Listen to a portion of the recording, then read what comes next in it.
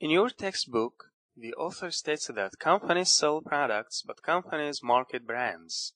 And several of you have asked me about that distinction between selling products and marketing brands.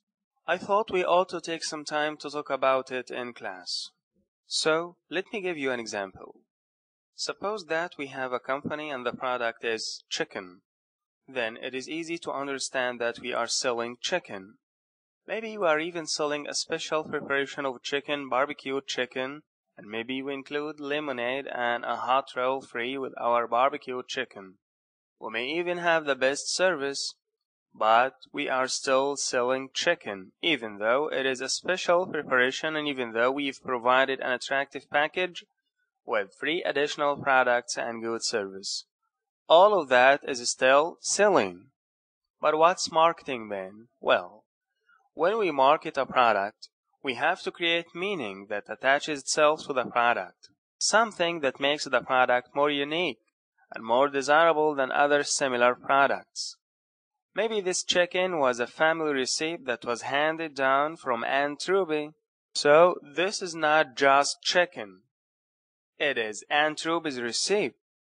And eating it is special because she doesn't give the recipe to anyone but family, and being in the restaurant is just like being in Aunt Ruby's kitchen.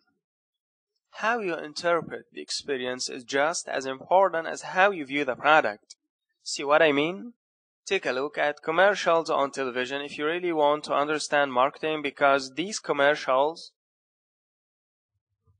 almost always represent the product as something else. Success, sex, youth, all of these are important to the consumer.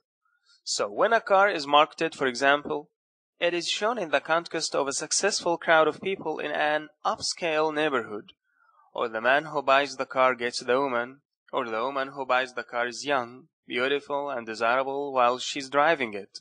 And marketing is what attaches that meaning to the product. You may not be able to buy youth, but you can buy products. And the message is that these products will get you what you really want.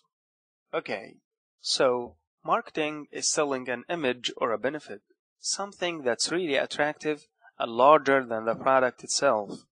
And by attaching it to the product, we can give that larger meaning to what we want to sell. Go back to the car commercial for a minute. We want to sell cars, but we market them by selling something bigger first. And by association, we sell the cars. This brings us to the term branding. Now, branding is similar to marketing because the customer perceives the product as being valuable. So then, branding is more about the customer than it is about the product. It is the personality of the product that people relate to. Think Allstate Insurance and you'll probably come up with "You are in good hands."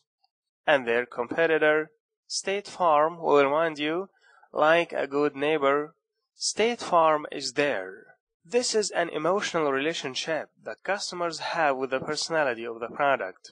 Branding isn't about the product or even about the customer service. It is about the customer's perception of the product and the relationship with the personality of the product. And that's how branding works. So it is not a logo. It is not a name, although name recognition or the familiarity of a logo is helpful. It is not a commercial or even a string of commercials in a marketing plan. It is more about loyalty and confidence and all of the things that make a relationship good. Customers have to do more than recognize the brand.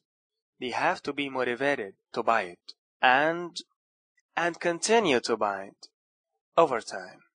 In a way, it is a telegraphic marketing message that's easy to understand and speaks to the customer, and it has to be a consistent message. I mean that to build a brand, and more important, brand loyalty, you have to repeat that message over and over. Say it loud enough and long enough, and it starts to sound right. And even more important, it starts to echo in your customers' heads when they think about making a purchase. So, what's the result that we are going for?